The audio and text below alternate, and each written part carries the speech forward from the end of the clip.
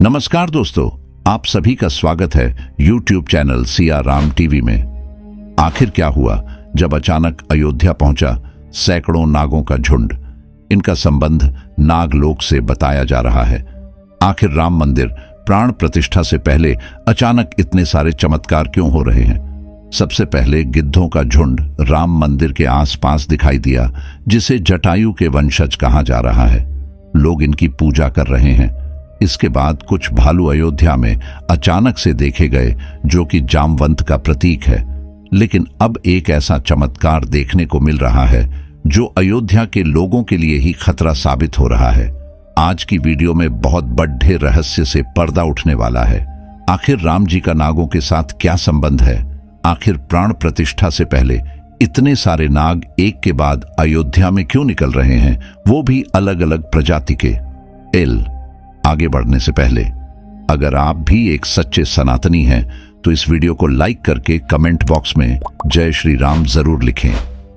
22 जनवरी सोमवार के दिन अयोध्या के नवनिर्मित राम मंदिर में होने जा रही रामलला की प्राण प्रतिष्ठा का सभी देशवासियों को बेसब्री से इंतजार है। राम जी के भव्य स्वागत की तैयारी जोरों शोरों पर है। यह तारीख कोई आम तारीख नहीं है, बल्कि इसके पीछे बहुत ही खास महत्व छिपा हुआ है। आखिर राम मंदिर की प्राण प्रतिष्ठा के लिए 22 जनवरी का समय ही क्यों चुना गया? इसके पीछे का रहस्य जानकर आपके भी होश उड़ जाएंगे। त्रेता युग में प्रभु श्री राम का जन्म अभिजीत मुहूर्त में हुआ था। 22 जनवरी सोमवार के दिन मृगशीर्ष नक्षत्र में अभिजीत मुहूर्त का संयोग बन रहा है। यही कारण है कि इस तिथि को रामलला की प्राण प्रतिष्ठा के लिए चुना गया है। साथ ही यह भी माना जा रहा है कि इस शुभ मुहूर्त में रामलला की प्राण प्रतिष्ठा करने से प्रभु श्री राम सदैव मूर्ति के अंदर विराजमान रहेंगे। लेकिन जैसे जैसे प्राण प्रतिष्ठा का समय नजदीक आ रहा है, वैसे वैसे अलग अलग प्रजाति के नाग अचानक ही अयोध्या में प्रकट हो रहे हैं, जो कि अयोध्या वासियों के लिए खतरा बनते जा रहे हैं। लेकिन गिद्धों का और भालुओं का संबंध तो प्रभु श्री राम से बताया जाता है। उन्होंने रामायण में उनकी सहायता भी की थी। लेकिन इन नागों का श्री राम के साथ क्या संबंध है? आज की वीडियो में इस रहस्य से पर्दा उठने वाला है। चौंकाने वाली यह है कि इनमें दो प्रजाति के नाग अलग अलग क्षेत्र में बार बार निकल रहे हैं, जिनका संबंध वासुकी और तक्षक नाग के साथ जोड़ा जा रहा है। ऐसा कहा जाता है प्रभु श्री राम के भाई लक्ष्मण साक्षात अनंत शेषनाग का रूप है, और वासुकी नाग, तक्षक नाग और शेषनाग तीनों ही आपस में भाई है, जिसमें तक्षक और वासुकी नाग पाताल में निवास करते हैं और शेषनाग बैकुंठ में भगवान विष्णु की सेवा करते हैं। तो अंदाजा लगाया जा रहा है कि जब प्रभु श्री राम अपने भाई लक्ष्मण यानी शेषनाग और माता सीता के साथ अयोध्या धाम पहुंच रहे हैं, तो क्या शेषनाग के दोनों भाई पाताल में से उनसे मिलने के लिए बार बार प्रकट हो रहे हैं? दोस्तों, यह रहस्य बहुत बड़ा है, क्योंकि अयोध्या के क्षेत्र से जब एक सांप को पकड़कर सुरक्षित इलाके में छोड़ा जाता है, तो वही सांप पुनः राम मंदिर परिसर में भी देखा जाता है, जिससे कई बार मजदूरों को भी काम करने में भय महसूस होता है। लेकिन जय श्री राम का नाम उन्हें हिम्मत देता है। आप भी नीचे कमेंट बॉक्स में जय श्री राम जरूर लिखें।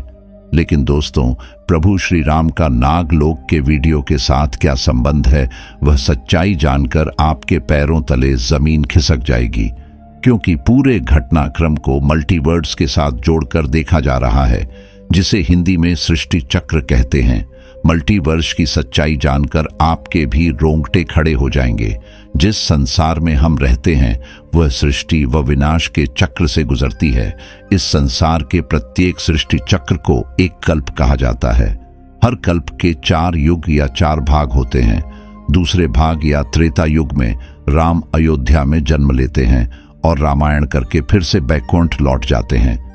यानी कि अगर आप इस पृथ्वी पर अपना जीवन यापन कर रहे हैं, आप जो घटनाक्रम कर रहे हैं वही बराबर घटनाएं किसी और यूनिवर्स या कल्प में आपके ही रूप के साथ पुनः होने वाली है या फिर हो चुकी है आगे।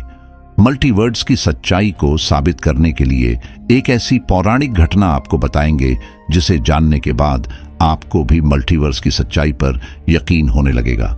इस दुनिया में केवल 3 विद्वानों को मल्टीवर्स को देखने की और उनमें जीने की, टाइम ट्रैवल करने की इजाजत दी गई है, जिसमें पहले है वासुकी नाग, दूसरे हैं तक्षक नाग और तीसरे हैं काक। देव तक्षक और वासुकी नाग के बारे में हम आपको बता चुके हैं लेकिन सवाल उठता है, आखिर काकभूषुंडी कौन है और आखिरी इन्हें प्रभु श्री राम ने अमर कैसे बनाया? वेदों और पुराणों के अनुसार काकभूषुंडी ने 11 रामायण और 16 महाभारत देखी हैं। वह कल्प के अंत तक अपने शाश्वत स्वरूप में जीवित रहेंगे। भगवान राम ने ही काकभूषुंडी को अमर बनाया था। कौए के रूप में अपने एक जन्म के दौरान काकभूषुंडी की मुलाकात बालक राम से हुई। प्रभु खेल रहे था और उसने उसे पकड़ने की कोशिश की। समय आने पर काकभूषुंडी को भगवान के मुख के दर्शन हुए। बालक राम के मुख में आकाश गंगाओं और ब्रह्मांड को देखने के बाद काकभूषुंडी ने भगवान राम से दूर उड़ना बंद कर दिया और उनके पास लौट आए। काकभूषुंडी ने भगवान राम को न पहचानने के लिए क्षमा मांगी। भगवान ने उन्हें दिव्य मुस्कान दी और काकभूषुंडी से उनकी इच्छा पूछी। काकभूषुंडी ने कहा कि वह भगवान राम के प्रति अपनी भक्ति हमेशा हमेशा के लिए करना चाहते हैं। काकभूषुंडी के प्रेम और समर्पण से प्रसन्न होकर भगवान राम ने उन्हें आशीर्वाद दिया कि काल काकभूषुंडी को नहीं मार सकता और वह इस कल्प के अंत तक जीवित रहेंगे। जिसके बाद सृष्टि के 27 चक्रों तक जीवित रहे। उन्हें अमरता का वरदान प्राप्त हुआ। वे कौवे के रूप में जीवित रहे क्योंकि उन्हें भगवान राम के निकट रहने का अवसर मिलता था।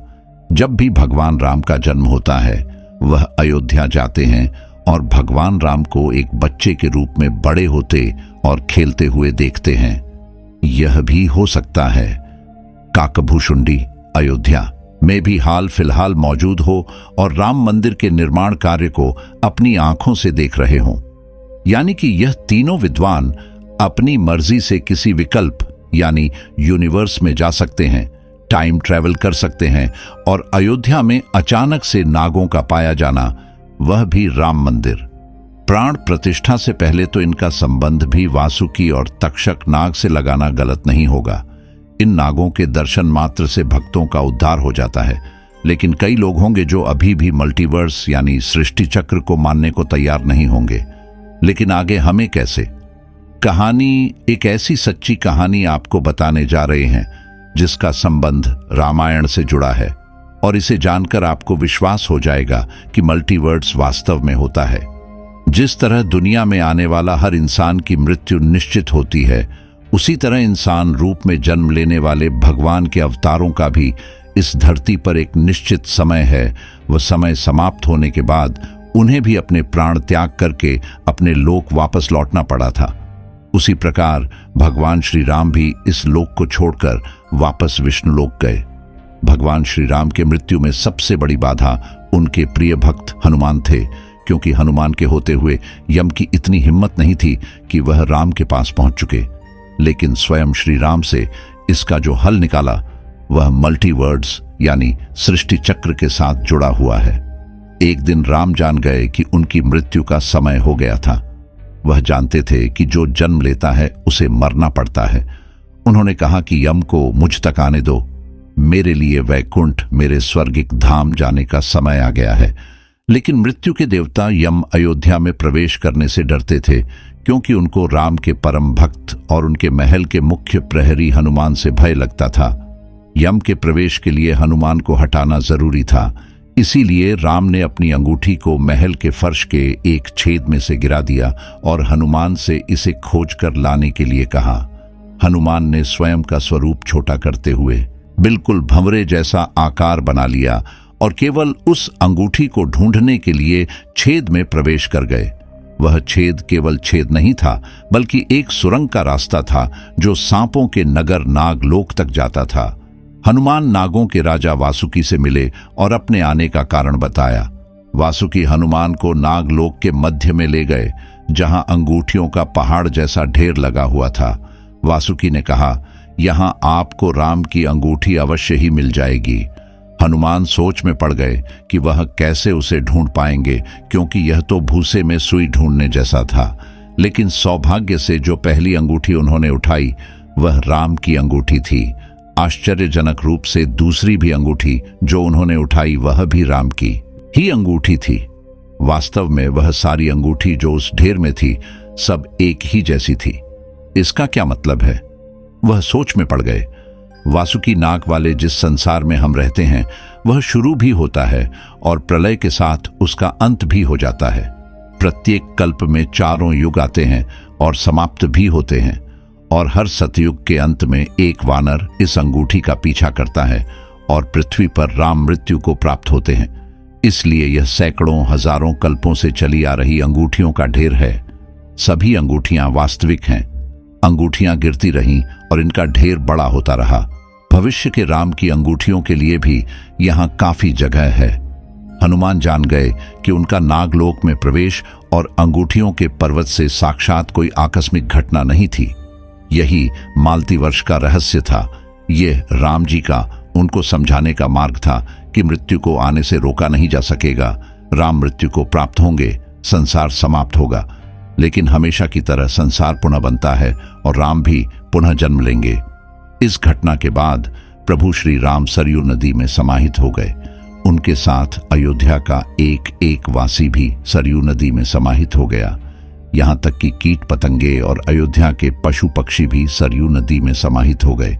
ऐसा कहा जाता है अयोध्या में जितने भी रहीवासी रह रहे थे वह सभी देवी देवताओं के ही अंश थे, जो प्रभु श्री राम की लीला को अपनी आंखों से देखने के लिए अयोध्या में रहवासियों की तरह रह रहे थे। जब रामायण काल पूरा हुआ तो वह भी प्रभु श्री राम के साथ अपने अपने धाम लौट गए। मात्र अयोध्या का भूभाग ही बच गया और वर्षों तक यह भूमि यूं ही पड़ी रही। बाद में श्री राम के पुत्र महाराज कुश ने अयोध्या को फिर से बसाया। इसका वर्णन कालिदास के ग्रंथ रघुवंश में मिलने की बात कही जाती है। रामायण के अनुसार कुश ने ही सर्वप्रथम पत्थरों के खंभों वाले मंदिर का अपने पिता श्री राम की पूज्य जन्मभूमि पर निर्माण करवाया था। वहीं जैन परंपराओं के मुताबिक अयोध्या को राष्ट्रदेव ने फिर से बसाया था। भविष्य पुराण के अनुसार उज्जैन के महाराज विक्रमादित्य ने ईसा पूर्व में एक बार फिर से दूसरी बार उजड़ चुकी अयोध्या का निर्माण करवाया। धार्मिक ग्रंथों के अनुसार उन्होंने अयोध्या में सरयू नदी के लक्ष्मण घाट को आधार बनाकर 360 मंदिरों का निर्माण करवाया था। वे भगवान विष्णु के परम भक्त थे और इसीलिए उन्होंने ही श्री राम जन्मभूमि पर एक भव्य मंदिर का निर्माण करवाया था। हिंदू पक्ष का दावा रहा है कि बाबर से पहले भी 1833 में मुस्लिम आक्रमणकारी सालार मसूद ने जन्मभूमि मंदिर को ध्वस्त कर दिया था। अयोध्या में राम जन्मभूमि मंदिर पर विवाद की कहानी की 1528 से शुरू हुई। हिंदुओं का दावा रहा है कि मुगल आक्रमणकारी बाबर ने उस पवित्र जगह को तोड़कर उस पर मस्जिद का निर्माण करवा दिया था। अयोध्या राम जन्मभूमि बाबरी मस्जिद विवाद पर अपना ऐतिहासिक फैसला देते समय सुप्रीम कोर्ट ने उन सिख ग्रंथों को भी अहम सबूत माना है, जिसके मुताबिक सिख धर्म के संस्थापक गुरु नानक देव जी आक्रमणकारी बाबर के भारत आने से पहले ही भगवान राम की जन्मभूमि के दर्शन के लिए अयोध्या पहुंचे थे। गुरु नानक देव जी 1510 से 1511 के बीच अयोध्या आए थे, जबकि बाबरी मस्जिद 1528 में बनाई गई थी। इतिहासकारों के अनुसार वहां पर बाबर के कहने पर उसके एक सूबेदार ने मस्जिद का निर्माण करवाया था। 23 दिसंबर 1939 को राम जन्मभूमि मंदिर के इतिहास में एक बार से जबरदस्त मोड़ आ गया। उस दिन रामलला की प्रतिमा मस्जिद के अंदर अचानक से विराजमान पाई गई। यह विवाद इतना बढ़ा कि आखिरकार तत्कालीन सरकार उस ढांचे को विवादित मानकर उस पर ताला लगवा देना पड़ा। ढांचे के अंदर नमाज रुक गई, लेकिन बाहर राम चबूतरे और परिसर के बाकी हिस्सों में पूजा अर्चना निरंतर चलती रही। 6 दिसंबर 1992 को अयोध्या में राम जन्मभूमि आंदोलन से जुड़े लाखों कारसेवक जुटे थे। उन्होंने ही उस विवादित ढांचे को ध्वस्त कर दिया। भगवान राम लल्ला ढांचे से निकलकर अस्थायी टेंट में आ गए। यानी कि राम मंदिर का इतिहास बहुत बड़ा है, कई लोगों के संघर्ष की कहानी है और कई कारसेवकों के बलिदान का प्रतीक है। भले ही हम इस संघर्ष में भाग नहीं ले सके, लेकिन यह हमारा सौभाग्य है कि हम राम मंदिर को बनता हुआ अपनी आंखों से देख रहे हैं। अगर आज की यह खास वीडियो आपको पसंद आई है तो सच्चे सनातनी इस वीडियो को लाइक करके हमारे चैनल सिया राम टीवी को सब्सक्राइब जरूर करें। जय श्री राम।